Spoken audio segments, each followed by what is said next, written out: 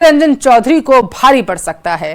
कांग्रेस के राष्ट्रीय अध्यक्ष मल्लिकार्जुन खड़गे ने अधीर रंजन चौधरी को इशारों में ही सख्त चेतावनी दी।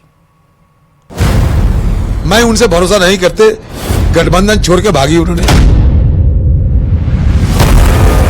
अधीर रंजन चौधरी निर्णय लेने वाले नहीं, निर्णय लेने वाले हम हैं। अगर कोई फॉलो नहीं करता तो वो बाहर जाएगा।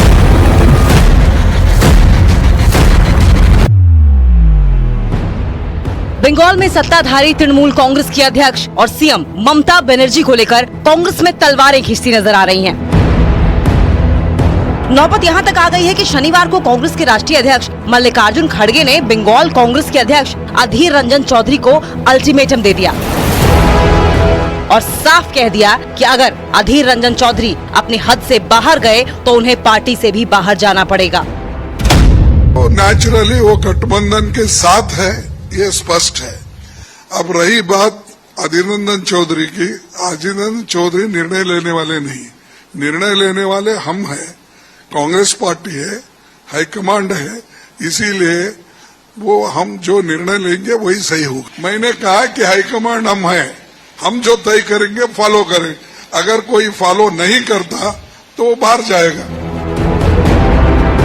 दरअसल अधीर रंजन चौधरी ने ममता बनर्जी के उस बयान पर प्रतिक्रिया दी थी जिसमें ममता ने बुधवार को कहा था कि अगर इंडिया गठबंधन की सरकार बनी तो वो बाहर से समर्थन देंगी। हालांकि अगले ही दिन उन्होंने ये भी कहा कि उनके बयान को दूसरे तरह से पेश किया गया। इस पर जब अधीर रंजन चौधरी से पूछा गया तो उन्होंने ममता बनर्जी पर निशाना साधने में देर नहीं की। अधीर रंजन चौधरी ने कहा कि उन्हें ममता बनर्जी पर जरा भी भरोसा नहीं है। वो इंडिया गठबंधन से अलग हो गई हैं, लेकिन कांग्रेस की बढ़ती मजबूती को देखकर वो एक बार फिर से इंडिया गठबंधन के साथ एकजुट होने की कोशिश कर रही हैं। कहां से अंदर बाहर कैसे क्या करेंगे उनकी पता कर लो, उनसे पूछ लो।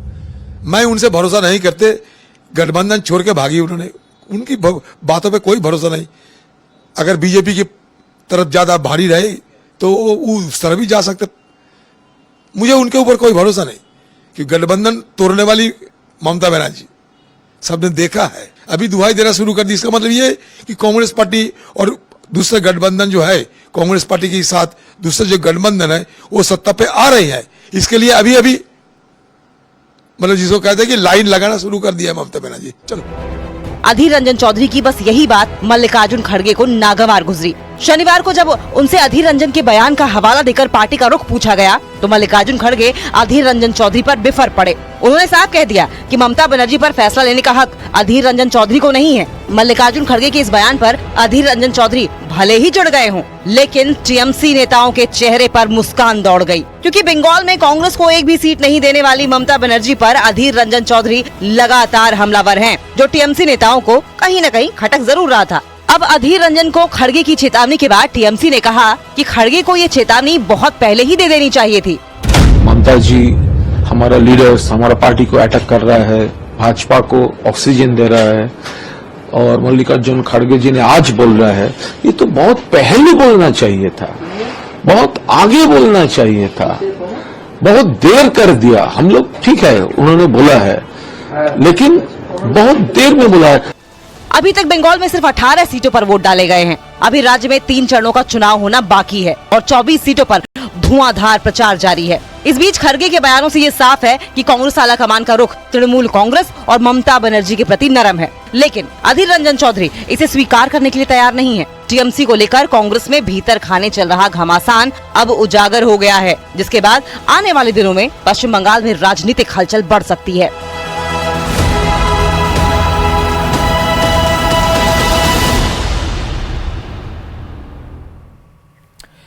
पांचवें चरण के प्रचार का शोर थम चुका। पांचवें चरण के लिए कल 8 राज्यों की 49 सीटों पर वोटिंग होनी है। प्रचार के आखिरी दिन नेताओं ने जमकर पसीना बहाया है।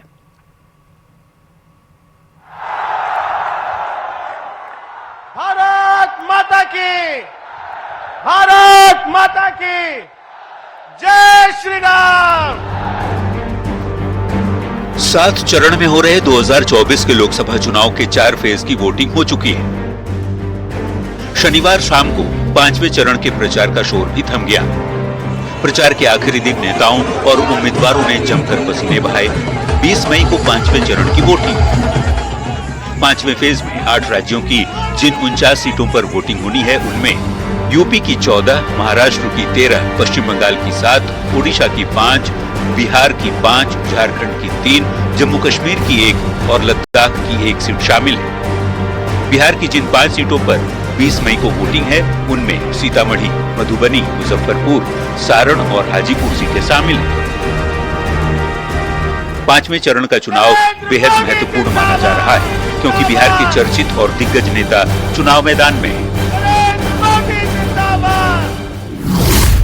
हाजीपुर सीट पर लोक जनशक्ति पार्टी रामविलास के राष्ट्रीय अध्यक्ष चिराग पासवान की किस्मत का फैसला होगा, जिनका सीधा मुकाबला आरजेडी के शिवचंद्र राम से है।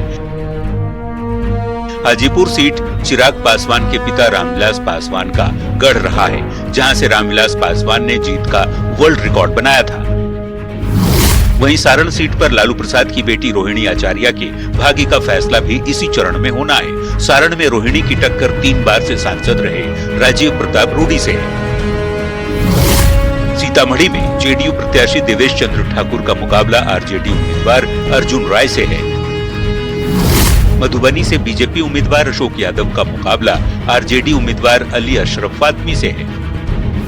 तो मुजफ्फरपुर में बीजेपी उम्मीदवार राजभूषण निषाद की टक्कर कांग्रेस उम्मीदवार अजय निषाद से है।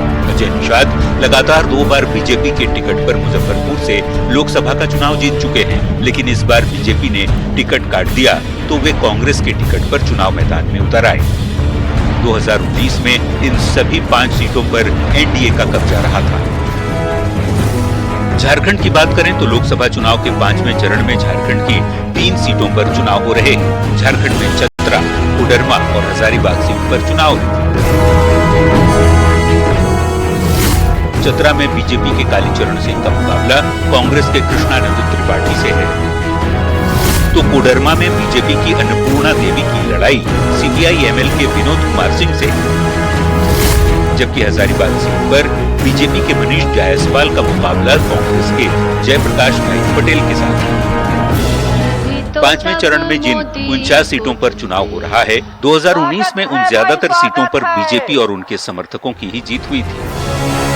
कांग्रेस के खाते में सिर्फ 1 सीट गई थी, वो है रायबरेली, जहां से सोनिया गांधी चुनाव जीती थी और 2024 में राहुल गांधी किस्मत आजमा रहे हैं। Bureau report, news 18। 2 अगस्त 2023 को भीलवाड़ा के जिस भट्टी कांड ने पूरे प्रदेश को शर्मसार और देशवासियों को सन्न कर दिया था, उसमें शनिवार को पॉस्को कोर्ट ने फैसला सुना दिया। मजिस्ट्रेट ने भट्टी कांड में शामिल 2 सगे भाइयों को दोषी माना। अदालत सोमवार को सजा का ऐलान करेगी। भट्टी कांड के फैसले का इंतजार था, आज वो आ चुका है। 2 जनों को दोषित किया गया है। हमारे साथ स्पेशल पीपी जो है, इस पे जो पैरवी कर रहे थे, महावीर सिंह कृष्णावत, आइए इनसे बात करते हैं क्या फैसला रहा, कितनों को दोषित किया गया और कितनों को बरी किया गया। सर, आज माननीय न्यायालय द्वारा तो मैंने उपस्थित हूँ तालू का उनको सभी धाराओं के अंदर दोष सिद्ध किया गया। उनमें धारा 376 डी, 302, 326, 201, 118, 120 भी आईपीसी में और 5GL/6 पॉक्सो एक्ट के अंदर दोष सिद्ध करा दिया। पुलिस ने इस मामले की चार्जशीट 30 दिन के अंदर कोर्ट में पेश की थी। 473 पेज की चार्जशीट पर पूरे देश की निगाहें टिकी थी। भीलवाड़ा पुलिस की तरफ से पेश की गई चार्जशीट में रूह कपा देने वाले खुलासे थे। पुलिस के अनुसार दायर की गई चार्जशीट के मुताबिक नाबालिग लड़की के साथ पहले 2 आरोपियों कालू और कान्हा ने रेप किया। उसके सिर पर लाठी मारकर उसे बेहोश किया। नाबालिग के बेहोश होने पर पकड़े जाने के डर से दोनों ने उसे मुंह के बल जिंदा कोयले की जलती भट्टी में डाल दिया था। खास बात यह है कि आरोपियों के परिजनों ने भी महापाप में सहयोग किया था। मामले में राज्य सरकार ने विशेष लोक अभियोजक महावीर किस्नावत को नियुक्त किया। मामले में 2 आरोपियों सहित 9 महिला पुरुष का ट्रायल पॉक्सो कोर्ट 2 में जारी था, जिसमें 43 गवाहों के बयान दर्ज करवाए गए। कोर्ट में 222 दस्तावेजी सबूत पेश किए गए। मैं तो फांसी मांगता कोर्ट से, सरकार से। मेरी बेटी ने काट मार भट्टी में डाल दी, फांसी मांगा भाई मन कोर्ट में पे फांसी दिलाओ।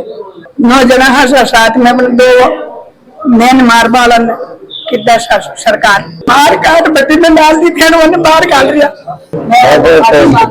फांसी की मांग रहा, उनको फांसी होनी चाहिए, लेकिन कोर्ट ने 7 आरोपियों को बरी कर दिया, 2 को सजा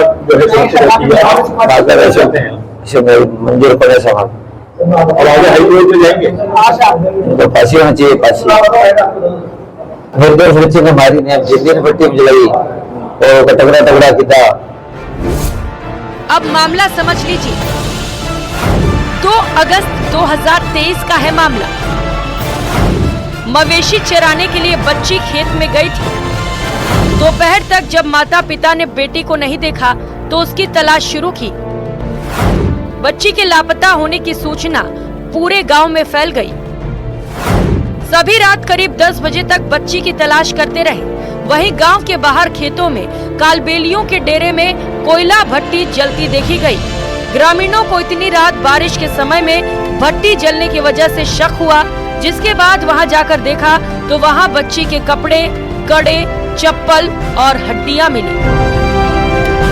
उसके बाद ग्रामीणों ने उसी समय शक के आधार पर कुछ कालबेलियों लोगों को पकड़ लिया। पिता ने बच्ची की गुमशुदगी की रिपोर्ट थाने में दर्ज कराई, जिसमें सामने आया था कि उस भट्टी पर कान्हा और कालू भी रहते हैं। मामले की जांच भीलवाड़ा के पुलिस उपाधीक्षक श्याम सुंदर बिश्नोई ने की थी, जिसकी मॉनिटरिंग एडीजी क्राइम दिनेश हेमन और अजमेर रेंज आईजी लता मनोज ने की थी। उन्होंने इस केस में मुख्य आरोपी कान्हा कालू समेत 9 लोगों को आरोपी बनाया,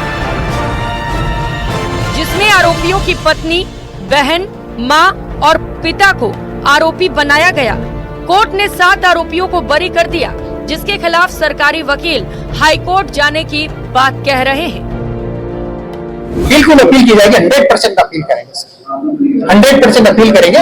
जो 7 एक्यूज को एक्यूटल किया गया उनके खिलाफ हम हाईकोर्ट में सरकार की ओर से अपील करेंगे, निश्चित तौर पर। पॉक्सो कोर्ट के मजिस्ट्रेट अनिल गुप्ता ने कालू और कान्हा को दोषी माना है, लेकिन आरोपियों को सजा नहीं सुनाई है। वहीं जो स्पेशल पीपी है भट्टी कांड में महावीर सिंह कृष्णावत, उन्होंने भी कहा है जो 7 जने बरी हुए हैं उनके खिलाफ आगे भी अपील की जाएगी। अब देखना है कि सोमवार को जिन पे दोषी हुए हैं उनके लिए कोर्ट क्या सजा तय करता है और 7 आरोपियों के लिए कब अपील की जाती है। वीडियो संतोष सनाटे के साथ राहुल कौशिक, न्यूज 18 भीलवाड़ा। और यहाँ वक्त है एक छोटे से ब्रेक का। आप देखते रहिए न्यूज 18 राजस्थान।